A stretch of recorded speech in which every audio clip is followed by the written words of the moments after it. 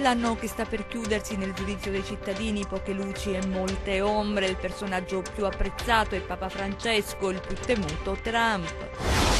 Il presidente del Consiglio regionale Irto si dice soddisfatto del lavoro svolto tra i primi in Italia per numero di leggi approvate, le cose stanno migliorando e per il futuro c'è ottimismo. Si è dimesso il consigliere comunale di Siderno, Giorgio Ruso, dopo l'ultima intimidazione ricevuta. L'annuncio nel corso della riunione dell'assise municipale non è un addio alla politica, ma un arrivederci. Una bomba artigianale è stata rinvenuta a Vibo all'interno di un magazzino utilizzato da un negozio specializzato nella vendita di prodotti pirici. Domani ultime gare del 2017 di Lega Pro, spicca il derby Catanzaro Regina, il Cosenza in terra campana, il Renne ospita l'Acagras. Ben ritrovati dalla redazione del TG10, il giudizio dei cittadini sull'anno che sta per chiudersi. Ci sono proprio secondo i cittadini molte ombre e poche luci. Gianluca Pasqua a Cosenza ha chiesto chi fosse il personaggio più amato e quello meno amato dell'anno che sta per chiudersi. Vediamo. Cosa resterà del 2017? Lo abbiamo chiesto ai calabresi, che ci hanno pensato un po' su prima di rispondere. La nostra memoria a breve termine tende a cancellare o perlomeno a nascondere alcuni eventi anche rilevanti per l'Italia e per il mondo. Tragedie come quella di Rigopiano, ad esempio, accaduta il 18 gennaio scorso, o avvenimenti che hanno catalizzato l'attenzione degli europei per gran parte dell'anno, come il referendum per l'indipendenza della Catalogna. Nessuno degli intervistati ha pescato questi eventi tra i propri ricordi. Sono i personaggi forti, nel bene o nel male, che hanno colpito l'immaginario collettivo, restando impressi nella memoria. Papa Francesco diciamo che è già un po' di anni che è lui che caratterizza.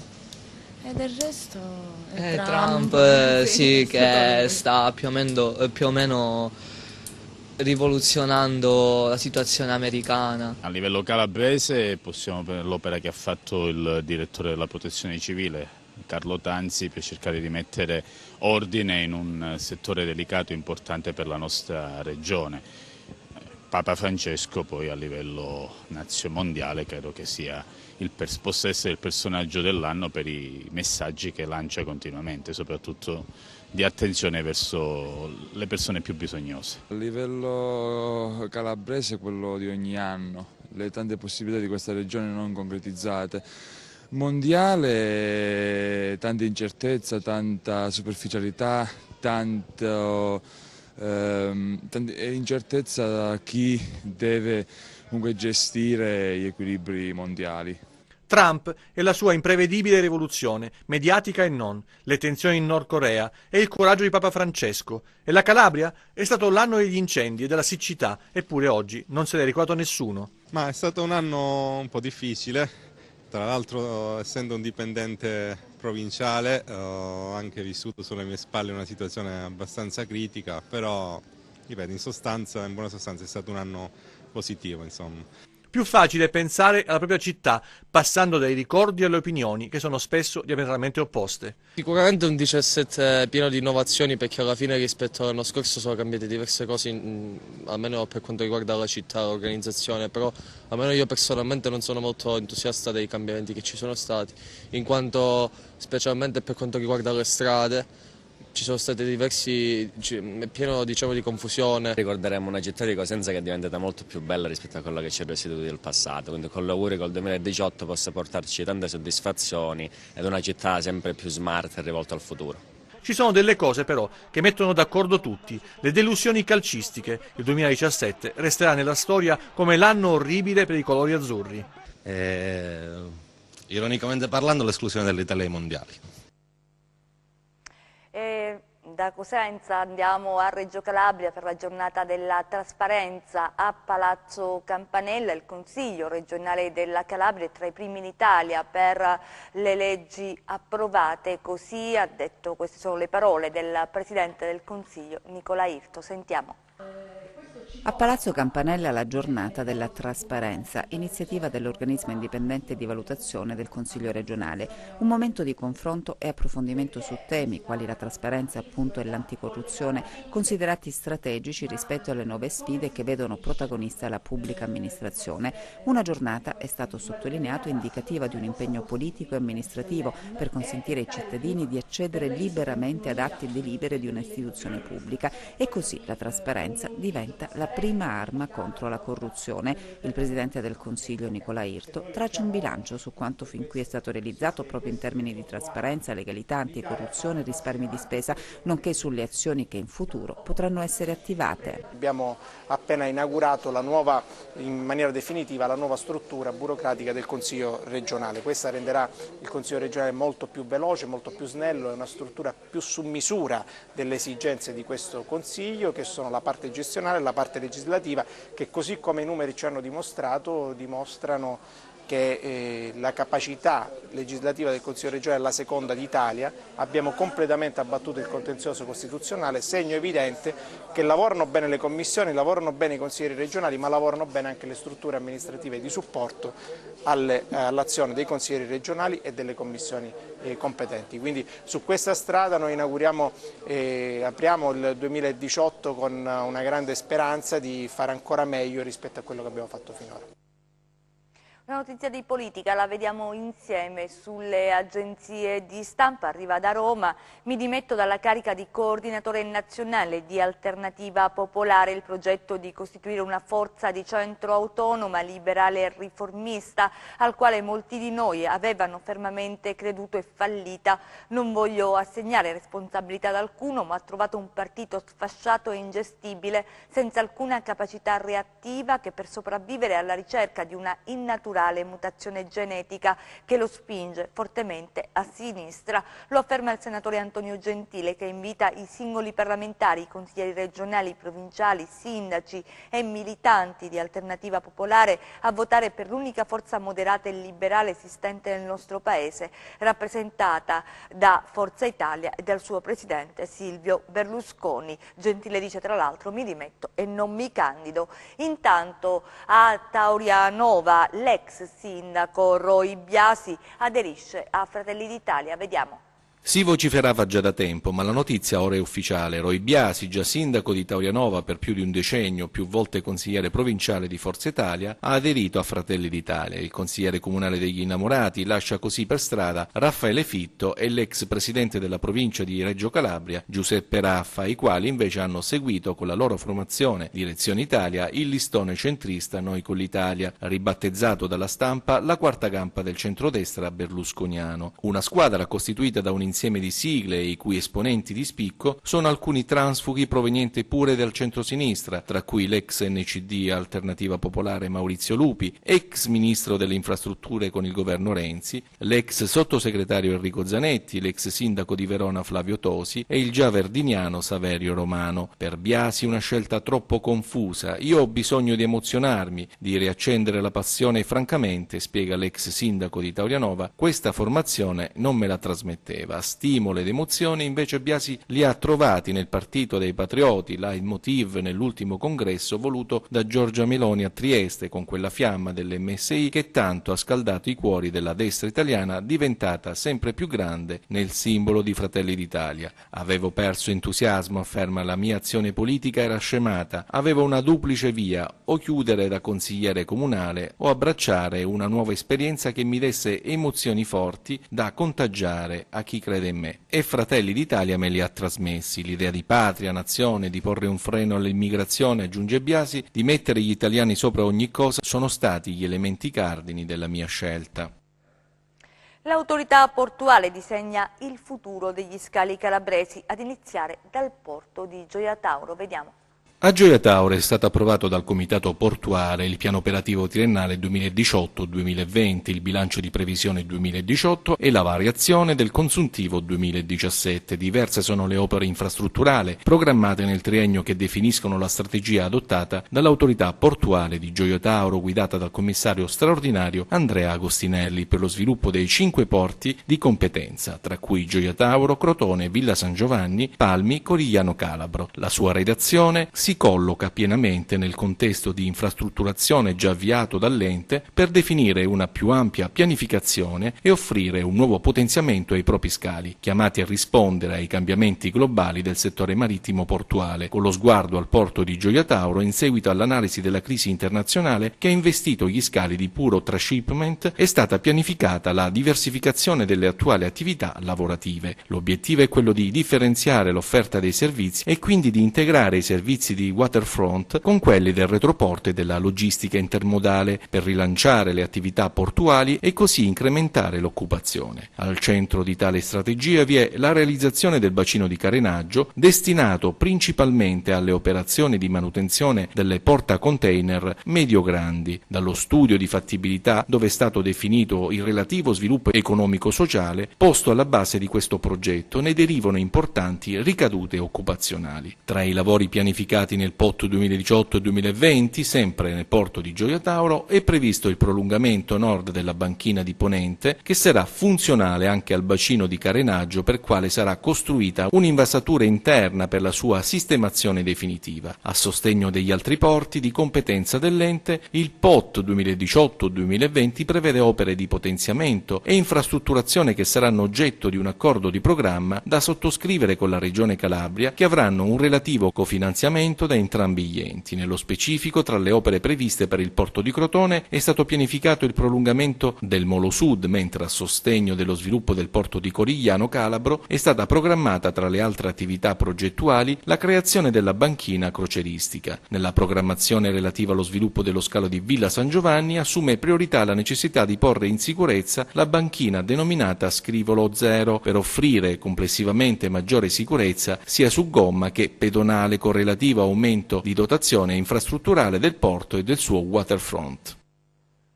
Si è dimesso il consigliere comunale di Siderno, Giorgio Ruso, dopo l'ultima intimidazione subita all'annuncio nel corso di una riunione dell'assise municipale. Vediamo. Ho chiesto la parola per esprimere delle importanti considerazioni in merito alla politica cittadina e al mio ruolo all'interno di essa. Ebbene, credo ci siano dei momenti in cui ognuno di noi sente il bisogno di staccare. Non è un addio alla politica ma un arrivederci. Giorgio Ruso, consigliere comunale del PD a Siderno, si è dimesso. Lo ha fatto ieri in occasione dell'ultima seduta consiliare dell'anno. La decisione è maturata in questi giorni dopo le nuove minacce di cui è stato destinatario. Ruso aveva nei mesi scorsi subito l'incendio di un'autovettura, poi diverse lettere minatorie, l'ultima delle quali ricevuta solo 2 settimane fa nel suo studio di dentista. Oltre allo stesso Ruso venivano minacciati di morte altri consiglieri di opposizione. Una situazione di tensione sfociata nelle dimissioni irrevocabili di Ruso e oggetto di interventi anche aspri come quello di Carlo Fuda, pure lui del PD. Il consigliere ha espresso amarezza addebitando alla maggioranza la responsabilità di avere creato nei confronti dei Democrat un clima di astio. Analisi contro la quale è intervenuto il sindaco Piero Fuda, l'ex senatore PD, oggi Centro Cristiano Democratico, ha chiarito che il vero obiettivo della tensione è lui e ha elencato una serie di situazioni che secondo il suo ragionamento confermano il pensiero e soprattutto il sospetto. Non è proprio il diritto, la presunzione di convincere. Rifletti. Non era il tuo obiettivo, non era lui, non era Maria Teresa, l'obiettivo sono io. Certo, il momento è delicato. Le dimissioni di Ruso, che da sempre è impegnato in politica, segnano un punto cruciale. In effetti, vista la lunga militanza, il suo abbandono, anche se temporaneo, ha detto che ritornerà a fare politica, spiazza molti e induce a serie riflessioni. Perché qualcuno sta lavorando dietro le quinte per destabilizzare e bisogna capire quale sia il fine ultimo. Chi ha interesse a sfasciare un già traballante sistema e in forza di quali pretese sono interrogativi e sono interrogativi inquietanti. Una bomba artigianale è stata ritrovata a Vibo all'interno di un magazzino specializzato nella vendita di prodotti pirici. Vediamo.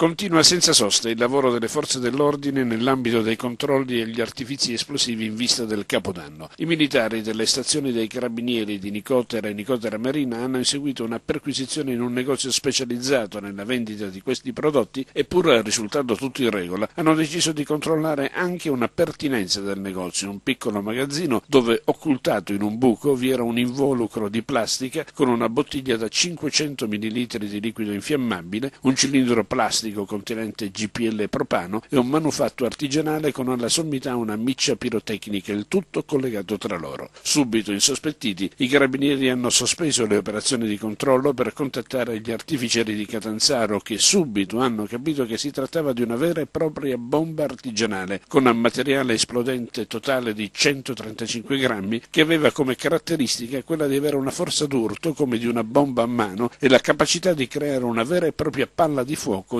innescando incendi distruttivi. Insomma, una vera e propria bomba, non a caso chiamata, proprio per le sue caratteristiche, Fireball. I carabinieri hanno quindi proceduto all'arresto per la produzione e la detenzione di artifici esplosivi di Giuseppe Pasquale De Stefano, 55 anni, proprietario del negozio, e il suo lavorante Giuseppe Di Leo, di 28 anni. Entrambi sono stati posti agli arresti domiciliari, mentre la bomba artigianale è stata fatta esplodere in sicurezza. Le altre notizie di cronaca nelle nostre brevi. Un 67enne è rimasto ferito questa mattina in un incidente stradale a Saracena, nel Cosentino. L'auto su cui l'uomo viaggiava, per causa in corso d'accertamento, è sbandata rimanendo in bilico sullo strapiombo. È stato necessario l'intervento delle di soccorso, sul posto i vigili del fuoco. 2 giovani di 29 e 31 anni sono stati arrestati dai carabinieri a Bisignano con l'accusa di detenzione e spaccio di sostanze stupefacenti. Gli uomini dell'Arma, nel corso di una perquisizione domiciliare, hanno trovato in casa del 29enne 41 grammi di cocaina, alcuni bilancini di precisione e una pistola a salve con 40 colpi. Il materiale è stato sequestrato. In semilibertà per un permesso premio per le festività natalizie è stato fermato dai carabinieri, ai quali ha fornito false generalità. Un 38enne di Gioia Tauro con precedenti è stato arrestato e posto ai domiciliari. Una squadra dei vigili del fuoco ha salvato questa mattina a Catanzaro un cucciolo di cane caduto all'interno di un vespaio in un edificio in costruzione in località Giovino. Le operazioni di recupero difficoltose a causa degli spazi ristretti. Si è deciso di creare infine una piccola apertura che ha consentito di portare in salvo il cucciolo. Il ministro Franceschini ha firmato il decreto istitutivo del distretto turistico Altopiano della Sila per la provincia di Cosenza. Ne fanno parte i comuni di Atri, Aprigliano, Bocchigliero, Campana, Casali del Manco, Celico, Lappano, Longobucco, Luzzi, Parenti, Pietrafitta, Rosero, Vito, San Giovanni in Fiore, San Pietro in Guarano e Spezzano della Sila. Nel Catanzarese Albi, Cerva, Magisano, Tersale, Taverna e Zagarise. Nel Crotonese Castelsilano, Cerenzia, Cotronei, Mesorata, Petilia, Policastro e Savelli.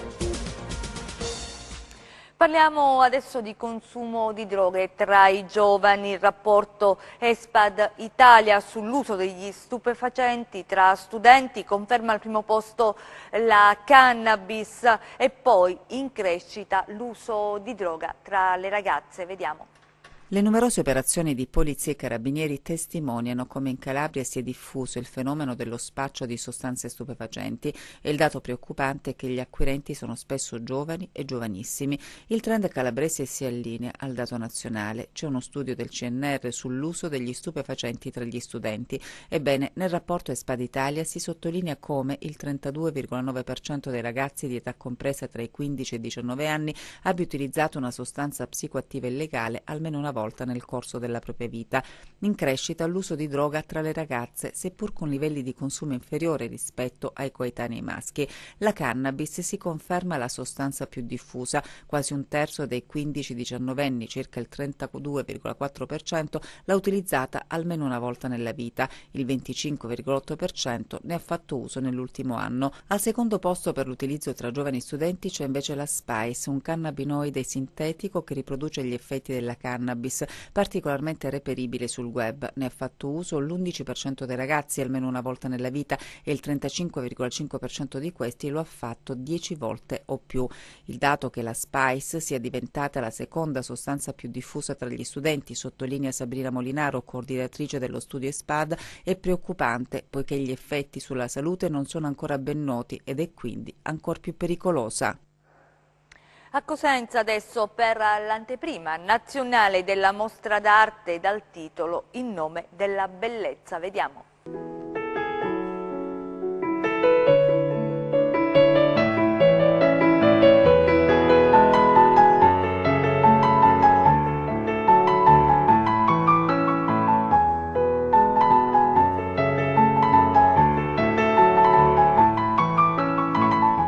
In occasione del ventennale della nascita dell'Istituto di Ricerca Urbana Abitacolo, dopo l'evento al Maxi Museo Nazionale delle Arti del XXI secolo di Roma, fa tappa a Cosenza con l'apertura in anteprima nazionale della mostra Mutazioni in nome della bellezza a cura di Ferdinando Miglietta. La mostra, ospitata negli spazi della provincia di Cosenza, rappresenta un evento unico con opere d'arte che spaziano sul tema della bellezza, realizzate dai maggiori protagonisti dell'arte, dell'architettura e della cultura italiana. Gli artisti forse per la prima volta spiegano attraverso un testo letterario come hanno incontrato e vissuto l'esperienza della bellezza come forma della natura, della cultura e della storia. Una ricerca della bellezza fra segni e utopie, la bellezza sognata, cercata, delusa, le mutazioni della bellezza contemporanea, la sua metamorfosi ha indotto gli artisti in uno sforzo comune per ritrovare la bellezza smarrita.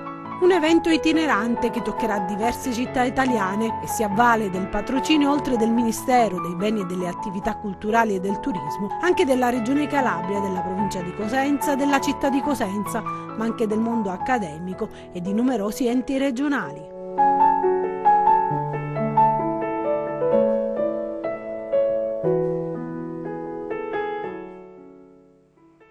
Restiamo a Cosenza, uno scambio di auguri ma anche un momento di incontro per programmare nuove iniziative. Il FAI Giovani si è ritrovato a Villarendano, vediamo.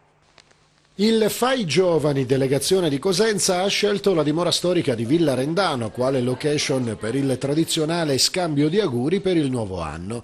Il FAI, acronimo di Fondo Ambiente Italiano, ha tra i suoi obiettivi principali la tutela e la valorizzazione del patrimonio culturale italiano, anche attraverso l'organizzazione di occasioni conviviali, in particolari luoghi d'arte. La scelta di Villarendano non è stata casuale, visto che da poco è stato inaugurato il museo multimediale Consenzia Itinera. Noi stasera abbiamo voluto puntare i riflettori sulla meravigliosa Villa Rendano e di questo ringraziamo la Fondazione con cui siamo in sintonia nella missione. Peraltro è il nuovissimo e bellissimo museo Consenzia Itinera che, questa è la cosa che ci ha entusiasmato, in realtà si avvale di nuove tecnologie multimediali per raccontare la storia della città, quindi questa è la cosa che ci ha incuriosito e su cui noi vogliamo battere e accendere i riflettori. Ai partecipanti è stato chiesto un contributo libero che sarà devoluto per il restauro delle opere d'arte danneggiate dal sisma che ha colpito il centro Italia nell'agosto del 2016. Stasera nello specifico abbiamo pensato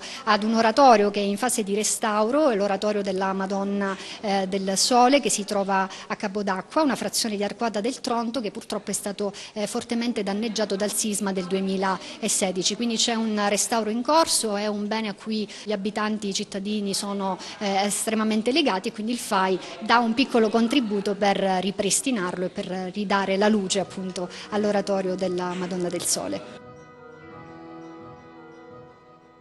Lo sport, il calcio, domani ultime gare del 2017 di Lega Pro, spicca il derby Catanzaro-Regina, il Cosenza in terra campana e il Rende ospita l'Acagra Sanna Franchino. Quello di domani sarà l'ultimo derby dell'anno. Catanzaro e Regina chiudono con il botto il 2017. I precedenti sorridono alle Aquile di Dionigi e tutto mentre fervono i preparativi per mettere a segno alcuni colpi di mercato. All'andata si impose la squadra di Maurizi che però da qualche settimana non vive un buon momento di forma e di risultati. Sono infatti 4 le sconfitte consecutive, l'ultima proprio nel derby del Granillo ad opera del Rende. Il Catanzaro, sconfitto nell'ultima sfida con la Casertana, vuole risollevarsi. Dionigi ha tutti a disposizione, ma il derby, si sa, è una gara particolare e quindi servirà concentrazione e determinazione per strappar via l'intera posta in palio. È stata una partita da dimenticare in fretta per il risultato e per il gioco espresso soprattutto nel secondo tempo, che non siamo riusciti a fare granché e vogliamo riscattarci subito. Il Cosenza viaggia alla volta della Campania, dove domani pomeriggio affronterà la Paganese. I lupi sono in un momento di grazia, la striscia positiva dura da 5 giornate e l'obiettivo è chiudere l'anno senza troppi patemi. Squadra che vince non si cambia, o meglio si cambia poco. Braia potrebbe inserire nell'11 iniziale Bruccini e dar spazio a Tutino accanto a Mendicino. Baclea Acciaccato risulta tra i convocati. I ragazzi stanno bene e spero che fanno una bella gara, è inutile girarci tanto attorno, parecchie cose dipendono da noi, se noi siamo quelli delle ultime gare abbiamo buona possibilità di fare risultato. Il Rende, dopo l'ottimo successo nel derby con la Regina, punta l'Acragas, che mister Trocini avverte è un avversario assolutamente da non sottovalutare. Squadra organizzata, una squadra che chiaramente vive anche un momento societario difficile che può incidere sui risultati. Però domenica ha pareggiato col Matera, qualche settimana fa ha vinto con la Regina, ha fatto soffrire il Lecce, è una squadra che può dar fastidio veramente a tanti, non merita i punti in classifica che ha e noi non possiamo permetterci insomma, nessun calo di tensione perché faremmo un errore madornale, è una partita da questo punto di vista nella quale si ha tanto da perdere. Chiudiamo con le previsioni del tempo.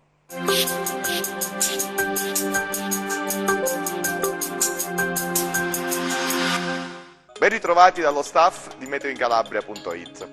La saccatura alimentata da aria fredda di origine artico-marittima che ha portato il maltempo di queste ultime ore sta ormai traslando verso est, producendo ancora fenomeni stabili che si protrarranno con intensità ridotta sino alla prima parte di sabato sul sud della nostra regione. Seguirà una breve pausa per il giorno e la notte di San Silvestro, garantita da un promontorio ad alta pressione che precederà, molto probabilmente, una nuova perturbazione che dovrebbe interessarci il giorno di Capodanno. Ma di questo parleremo nei prossimi appuntamenti. Per il momento diamo uno sguardo alle previsioni del tempo sulla Calabria per le prossime 48 ore. Sabato passaggio di nubi medio-alte più consistenti sull'Ametino, Vibonese e Reggino, ove saranno possibili precipitazioni sparse, con nevicate che nella notte si attesteranno oltre i 900 mm, mentre durante la giornata tenderanno a cadere a quote via via superiori. Altrove passaggio di nubi ma senza fenomeni significativi. Temperature stazionarie sempre leggermente al di sotto delle medie del periodo. Diamo adesso il consueto sguardo allo stato di mari e venti. Sabato, Mar Tirreno molto mosso, Stretto di Messina mosso, Mar Ionio poco mosso. Ventilazione dei quadranti occidentali deboli o moderati quasi ovunque. Per ulteriori approfondimenti vi rimando come di consueto al nostro sito internet www.meteoincalabria.it e alla nostra pagina Facebook Meteo in Calabria. Bene, la puntata odierna termina qui, grazie ed arrivederci al prossimo appuntamento. Ci fermiamo qui, grazie per essere stati con noi, grazie in regia a Michele Cava, in messa in onda Giuseppe Costanzo, noi vi auguriamo un buon proseguimento.